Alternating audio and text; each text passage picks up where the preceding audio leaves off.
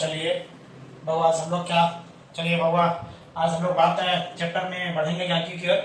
सबसे बड़ी चीज ये आपको बता दें कि आज हम लोग चैप्टर दूसरा स्टार्ट करेंगे जिसका नाम है पॉलिनोमियल्स अर्थात बहुपद।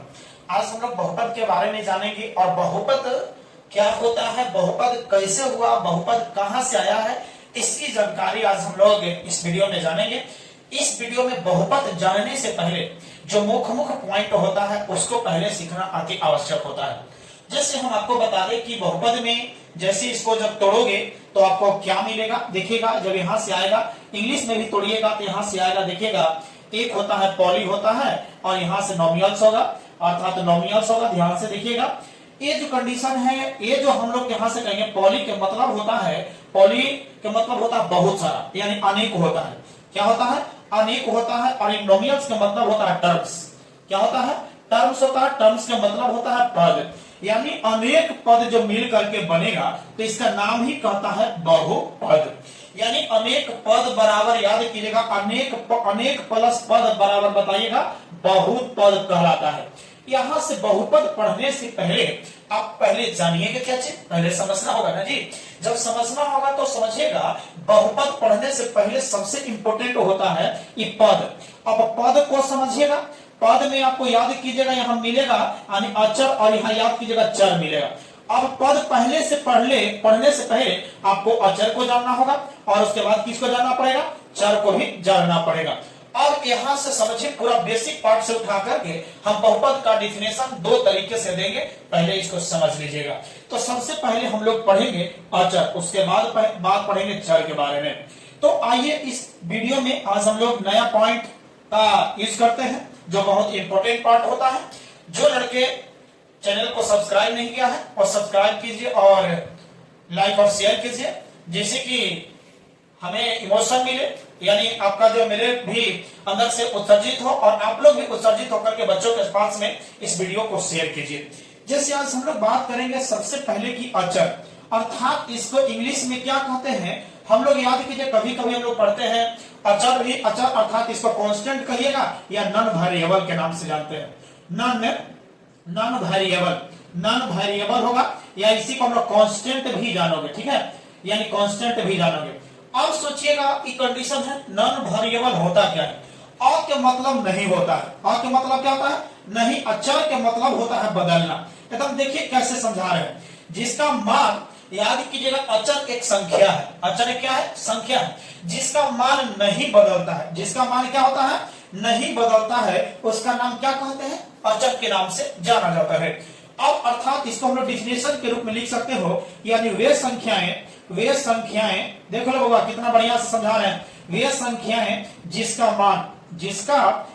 मान नहीं बदलता है उस संख्या को बताइए क्या कहोगे? अचर के नाम से जाना जाता है। आप बोलो कि जैसे में कैसे होगा? देखो डरने की जरूरत नहीं, आप इस वीडियो में लास्ट तक बने रहिए, बहुत बढ़िया से इसको समझ में आएगा बहुपद की उत्पत्ति कैसे हुआ। अब यहां से समझोगे तो अब इसका एग्जाम्पल हम आपसे बोलेंगे, क्या ये बताइए 5 लिखा हुआ है? बोलिए 5 लिखा है? नहीं, 3 लिखा है। चलिए बहुत बढ़िया, ये बताइए 8 लिखा हुआ है? नहीं, 0 लिखा हुआ है। चलिए बताइए, ये बताइए 9 लिखा है? लड़का देखिए बोल रहा है 9 लिखा है ना? नहीं। बताइए नहीं, यानी 7 लिखा है। बताइए 6 लिखा है। यानी इस कंडीशन को अब बताइएगा 3 है, इसको 0 है, 7 है, 6 है। ये जो कंडीशन आपको मिला है, 3 को आपने कभी 4 नहीं पढ़ रहे हैं, न 1 पढ़ रहे हो, न 2 पढ़ रहे हैं, 3 पढ़ रहे हैं, ये फिक्स है, इसका मान कभी बदलेगा नहीं। जहां इस रूप में देखोगे उसका नाम कहोगे कि हाँ इसका नाम 3 है, ये 3 ही इसको कहेंगे, इसका मान बदलेगा नहीं। और जिसका मान नहीं बदलेगा तो उसको बताइए क्या कहोगे? अचर के नाम से जानोगे।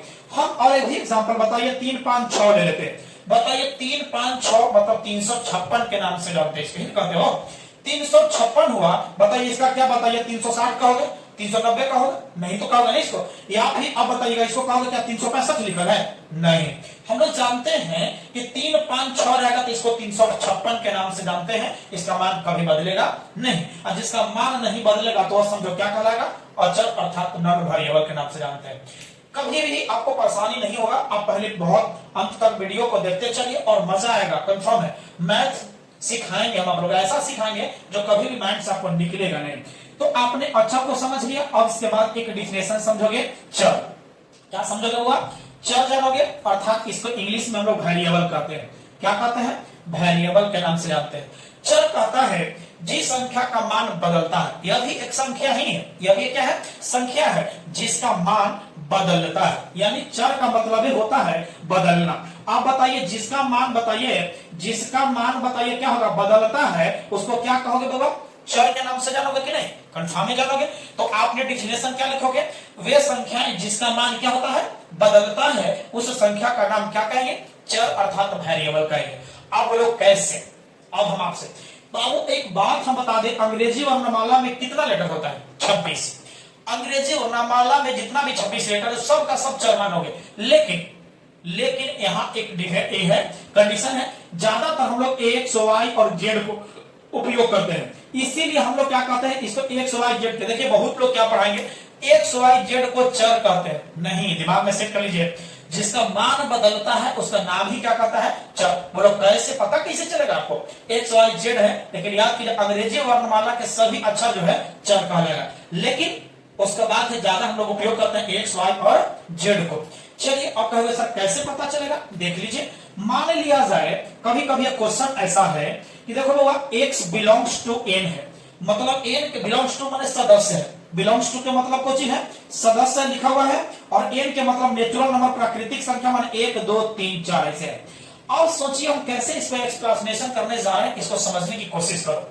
क्या बताइए, x सदस्य है केकरा ही के? n के के। अब कहता है कि जब ये बताइए कि जब नेचुरल नंबर है माने n जो है, ये बताइए जलेबी खाएगा, जब ये जलेबी खाएगा तो कंफर्म है कि x भी जलेबी के सदस्य होगा, x भी जलेबी खाएगा क्योंकि इस का सदस्य।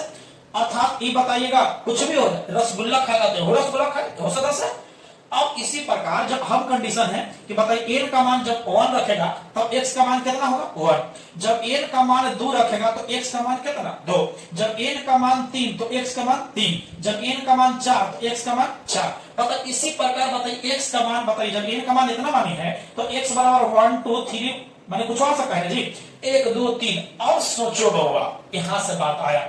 अब बताइए x का मान कभी 1 हो जा रहा है, तो कभी 2 हो जा रहा है, तो कभी 3 हो जा रहा है, कभी 4 हो जाएगा, 5 हो जाएगा, कुछ भी हो सकता है। तो बताइए x का मान बदला कि नहीं बदला? उसी प्रकार x के जगह पर हम बताइए y डाल दे तो y ऐसे ही बदलेगा, z रखें तो z बदलेगा, a रखेंगे तो a बदलेगा, b रखेंगे तो b बदलेगा, कोई दिक्कत नहीं है। तो अब सोचो x का मान बदल रहा है, y का मान बदल रहा है, z का मान बदल रहा है, तो इसी प्रकार x y z का मान जिसका मान बदलता है, जिसका मान बदलता है उस संख्या का नाम बोलो क्या कहोगे? चर के नाम से जाना जाता है। क्या कोई दिक्कत नहीं? जब दिक्कत यहां तक नहीं आया तब चलो अब इंपोर्टेंट पॉइंट पर आते हैं। अब समझने की कोशिश करो बाबा, ये तो चर और अचर समझ लिया, बहुत बढ़िया हुआ। अब चलोगे पद। क्या होगा? पद अर्थात याद कीजिएगा, हम लोग यहां से टर्म जानेंगे। क्या जानेंगे? टर्म। अर्थात इसका याद कीजिएगा, पद कहते किसको है? बहुत जिस लड़का को इसका बेसिक बढ़िया से याद रहेगा ना, वो कभी किसी को कभी गलत नहीं कर सकता है। अब सोचो पद अर्थात यहां से ये कौन सा संख्या? अचर। ये कौन सा संख्या? चर। अचर और चर के गुणनफल को बताइए क्या कहेंगे? पद कहते हैं। अचर और चर के गुणनफल को क्या कहोगे? पद। अचर और चर के गुणनफल को क्या कहते हैं? पद कहते हैं। अब एग्जाम्पल हम बता दें। अब एग्जाम्पल अपने मन से लेगा, डरने की जरूरत नहीं है। देखो कितना आसान बनता है अलजेब्रा, कैसे आसान होता है। पद हम बनाने जा रहे हैं, बताइए अपने मन से अचर लो। अचर का मतलब जेकर मान कहियो बदले वाला नहीं है, बदलवे नहीं करेगा, जोड़ देवे क्या मैंने? बोलिए, देखिए अचर का x कैसे जी? x का मान 1 2 4 कुछ छोड़ देगा, बदलेगा ना? तो बदलेगा तो कैसे होगा? अचर माने नहीं बदलने वाला, अचर नहीं बदलने वाला, नहीं बदलने वाला। बताइए 3 को बदलोगे? 3 को 6 कहोगे? नहीं, 3 कहोगे, 3 लिखो, कोई दिक्कत नहीं है। 3 गुना है तो गुना। चलो अपने मन से बोलो जेकर मान बदले वाला। बताइए भाई एग्जांपल x ले लो, x कोई दिक्कत नहीं है। बोलो 3 में x से गुना करोगे क्या हो जाएगा? 3x। ये जो कंडीशन बना है यह एक पद बना। कितना पद बना हुआ? एक पद। इसी प्रकार देखो यहाँ अचर और यहाँ कुछ चर, अचर और चर, अचर और चर मिलकर के क्या बनता है? पद का निर्माण होता है। उसी प्रकार इसी प्रकार जब पद पद पद बहुत सारा पद बनेगा तब समझेगा कि बहुपद कहलाएगा। पद का डिफिनेशन समझ गया, कोई दिक्कत नहीं है। पद और भी एग्जांपल ले लो, कोई दिक्कत नहीं है। और एग्जांपल आप ले लो, कोई दिक्कत नहीं। लो सर कोई बात लो, 5 गुना और क्या बोल रहे हो? कोई दिक्कत नहीं। वाई लो, नो डाउट, कोई बात नहीं। 5 में y से गुना करेंगे क्या होगा? बोलो 5y, ये भी एगो पद बन गया, ये भी एगो पद है ना, क्योंकि अचर आई चर, अचर और चर, मतलब है समझ लो कि अचर और चर का जो एक साथ रहेगा, गुणनफल रहेगा, तो क्या कहलाएगा, पद के नाम से जाना जाता है। तो ये बात हो गया। अगले वीडियो में इसको हम लोग पढ़ लेंगे बहुपद, कोई दिक्कत नहीं है। चलिए मजा आएगा।